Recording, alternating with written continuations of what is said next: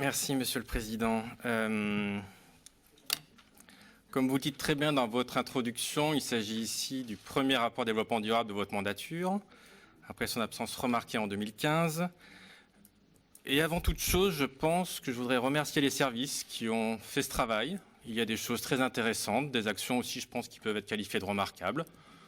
La plupart ont été initiées par l'ancienne majorité, mais c'est tout à votre honneur de les avoir poursuivis. Donc, je pense qu'on peut commencer sur ce point de constat et de remerciement auprès des services. Ensuite, avant peut-être d'aller plus loin, on va peut-être essayer de rappeler un petit peu ce qu'est le développement durable, et notamment les 5 finalités. Ça va être très bref, je vous le rassure, puisque c'est quelque chose qui peut être un petit peu semblé. Bon, il y a plusieurs définitions. Je vais prendre celle qui est le plus souvent celle qui est le plus souvent utilisée dans les organisations internationales, et c'est aussi celle qui est dans le ministère de l'écologie, mais je pense qu'on peut s'y retrouver. Premier point, lutte contre le changement climatique et détérioration de l'atmosphère. Deuxième point, préservation de biodiversité, protection des milieux et ressources. En 3, épanouissement de tous les êtres humains. En 4, cohésion sociale et solidarité entre territoires. Et en 5, dynamique de développement suivant le mode de production et de consommation responsable. C'est une des définitions, parfois on fait ça en 3 ou 4 points, mais je pense qu'à la limite, c'est quelque chose qui n'est pas très important. Ce qui est aussi important, c'est ce qui est en fait dit et écrit dans le décret du 17 juin 2011, suite à la loi Grenelle, sur laquelle vous appuyez, et notamment dans un document officiel du ministère de l'écologie, sur comment rédiger sur ce rapport développement durable et ce qu'il doit y avoir dedans. Et je vais aussi me permettre là de citer in extenso 2 phrases de ce rapport officiel du ministère de l'écologie.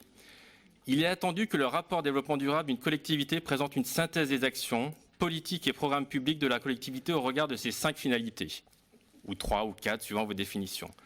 L'enjeu est de rendre compte des interactions et des interdépendances de l'activité de la collectivité territoriale et bien d'éviter la seule analyse sectorielle par finalité. Dit autrement, il faut passer toutes les politiques publiques au prisme de ces 5 piliers du développement durable et non pas faire un catalogue de mesures isolées pour chaque pilier. Or, quand on lit le rapport développement durable qui nous est proposé aujourd'hui, c'est exactement ça qui est fait, de prendre chaque pilier indépendamment et de voir là où le département agit. Je vais prendre un exemple concret pour que ça soit un petit peu plus clair pour tout le monde.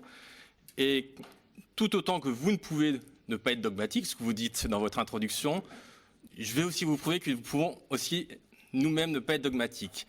Cet exemple concret,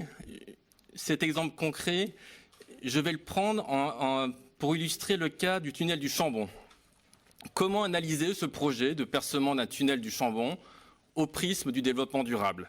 Si on reprend les 5 piliers, je pense qu'on est tous d'accord qu'en termes de cohésion sociale entre territoires, ce tunnel est indispensable.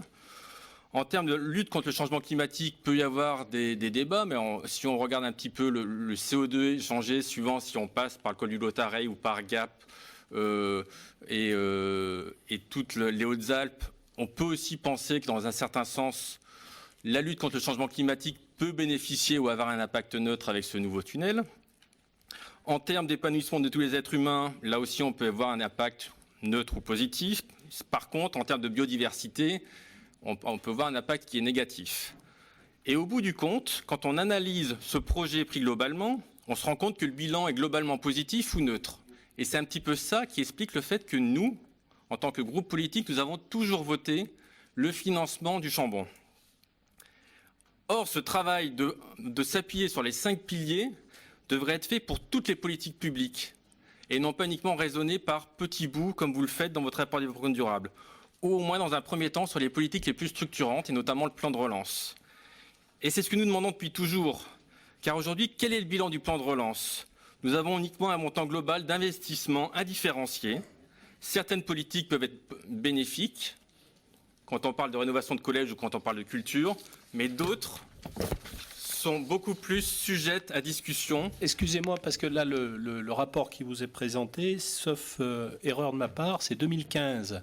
Oui. Donc 2015, c'est pas le développement, c'est pas le plan de relance, puisque le plan de relance, c'est nous et c'est après. Donc si vous voulez bien rester dans le sujet du rapport, parce que ça éviterait qu'on y passe l'après-midi. Je reste dans parce qu'on est sur le rapport 2015, du développement durable 2015, donc vous comprendrez qu'on n'a pas pu décliner le plan de relance dans le rapport, puisque c'était 2015. Je parle d'un... oui, non, mais enfin, bon, parlez donc du sujet, M. Le sujet, je m'excuse, le plan de relance, il y a déjà eu 8 millions, 7 millions 8 qui ont été votés en 2015. Ce qui est à l'ordre du jour, excusez-moi de vous interrompre, mais ce qui est à l'ordre du jour cet après-midi, c'est le rapport 2015. C'est pas celui de 2016. Le plan de relance, c'est 2016. Non, donc si vous voulez bien revenir à 2015, ça nous arrangerait. 2015, il y a 7 millions 8 qui ont été dépensés au titre du plan de relance pour le bonus aux 10% aux collectivités. Personne ne va me contredire là-dessus. C'était les collectivités et il s'agit du rapport développement durable du département de l'Isère. Enfin, oui. je suis désolé d'insister, mais... Mais quand bien bon, même, si vous allez, allons-y alors, Monsieur Trocmé. Je pense qu'on peut prendre quand même plus de 10 minutes pour discuter de ça, et ça fait même pas 5 minutes que j'interviens. Je parle en termes de méthode.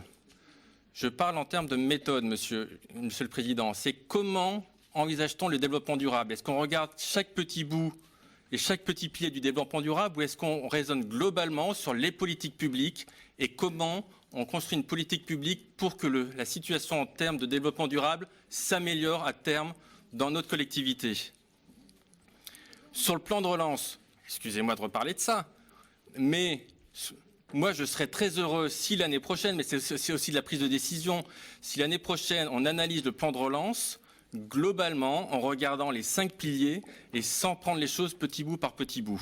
Et c'est ce que nous demandons depuis toujours, d'avoir une réelle vision globale des politiques publiques et de pas uniquement se glorifier d'une politique en disant nous avons mis 40 millions ou 20 millions. Dans ces 40 ou 20 millions, oui, il y a des choses qui sont utiles, il y a d'autres choses qui sont moins utiles, et je pense qu'on peut avoir ce débat-là et on peut avoir cette estimation des politiques publiques aujourd'hui. Alors oui, c'est compliqué, on va me dire c'est compliqué, mais c'est pas ce que vous faites dans votre rapport développement durable. Oui, cela peut être compliqué. Cela demande de temps, de l'argent et de la volonté politique. Oui, du temps, de l'argent, de la volonté politique. Surtout, ce que ça demande, c'est de la volonté politique. Donc là, ce que vous m'expliquez, c'est ce que vous feriez si vous étiez en majorité, de savoir comment vous analyseriez vos actions en fonction d'un certain nombre de critères. Donc, ce n'est pas ça. Je suis les recommandations qui sont issues du décret de 2011 sur, je suis désolé, il y a des textes réglementaires sur comment doit être un rapport de développement durable d'une collectivité territoriale. Et ce n'est pas ce que vous avez fait en 2015. Je vous invite à relire ces préconisations, Monsieur le Président. C'est prendre globalement des politiques publiques pour améliorer la situation en termes de développement durable. Et ce n'est pas ce qui est fait aujourd'hui. Donc oui, il faut du temps, oui, il faut de l'argent et il faut de la volonté politique.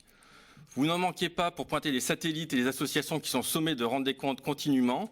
Et je pense qu'il convient de passer vos politiques publiques également à ce crible-là, sur l'efficacité des politiques publiques.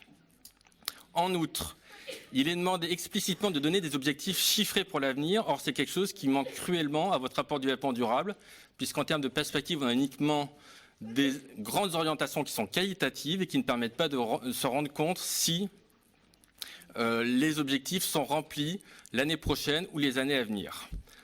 Donc pour terminer, 3 choses, transversalité, considérer les 5 piliers du développement durable, exhaustivité de toutes les politiques publiques et anticipation sur l'avenir. Voilà ce à quoi doit s'attacher un rapport développement durable. Et nous espérons que le prochain rapport suivra ces préconisations réglementaires de bon sens.